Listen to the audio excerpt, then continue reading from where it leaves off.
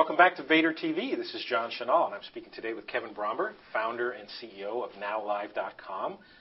You guys have an online interactive text and phone. What are you calling it now? Live broadcasting, live interactive broadcasting technology. Broadcasting on the web. Yeah. Kevin, now this is your third go-round in startup mode, I think, at least, right? You've sold 2 companies previously, yes. One to Mattel and I think a software company. To a corporation, which I didn't. I wasn't the founder, but I was part of the founding team. I think Macrovision bought them, and then they Micrographics, and then they were acquired by Kroll Corporation. So, experienced entrepreneur, a lot of Vader audience, first-time entrepreneurs. 3 pieces of advice or 3 lessons you've learned that might help them on their way. Okay. Well, I would say the 3 most important things are believing very much in what you do, being able to be real and take a gut check and look at what you're doing, and if you need to make changes, make those changes. And then the third piece is cash. You got to have the cash to execute. And I was thinking about this a little bit earlier and trying to think of similarities of what is this like? What's an entrepreneur like? And this might, look back in the old days of people who would explore the ocean. The first explorers would set off into the ocean with the promise of finding this great land across the ocean, but with no well-defined map. I mean, you're out in this, you're out in this ocean, and you're trying to, to figure out the right way. Well, stay confident. You're going to find it.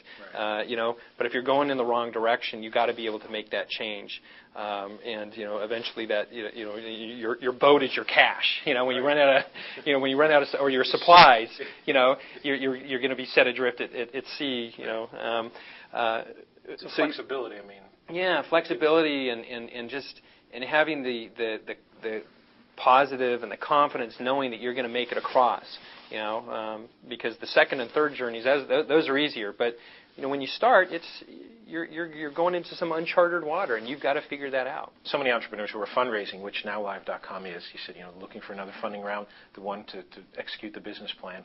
When you're looking at term sheets and evaluating them, trying to decide how much of the business I want to give up, how much money do I need? We've heard different things about what entrepreneurs should think about. Take money only from people you trust, or people who can open doors for you, or people who you want to be in the trenches with.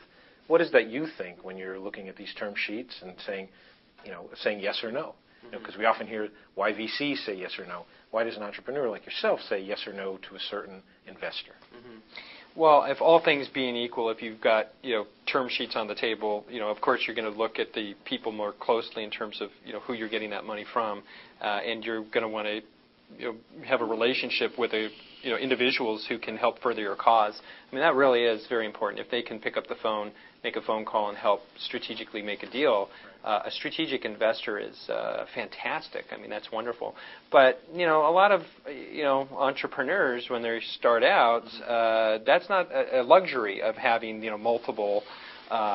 People making offers. They're looking for that one. They're looking for that one. So the key is again, stay confident and go out there and just keep on going and knock on the doors and find that money. Right, got you. One other last thing, because you have been down the path of having to think about M&A versus continuing along. How did it feel when you sold the previous companies, when the one that you founded, the one you were on the executive team, in terms of how long you stayed at the company that acquired, and whether you felt like that company became what it could have been, or was there a thought that would have done something different or made it different? Because there's an emotional attachment between an entrepreneur and the business. Your life is dominated by it. Right? Yeah. It's an interesting feeling, because it's your baby. You've brought this along, and you have a vision of what it's going to become and how it should be used. And then when it is sold, it's it's taken, and it's they go do what they're going to go do with it, and you participate in that. But there are definitely more. They own that now. And so it's a mixed emotions.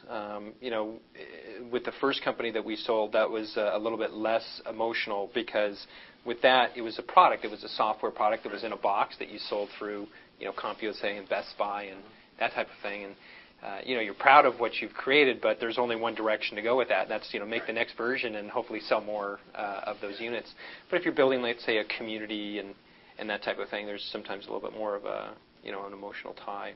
Right. Okay. All right, Kevin. Appreciate the thoughts. Yeah. Thanks for having me. You're welcome. And I forgot to say before, this is the first Vader interview that's live. We're going streaming on nowlive.com, so we appreciate the technology. These guys came in with just a small laptop and made it all happen at once, so we love the platform, actually. For Vader TV, this is John Chenal.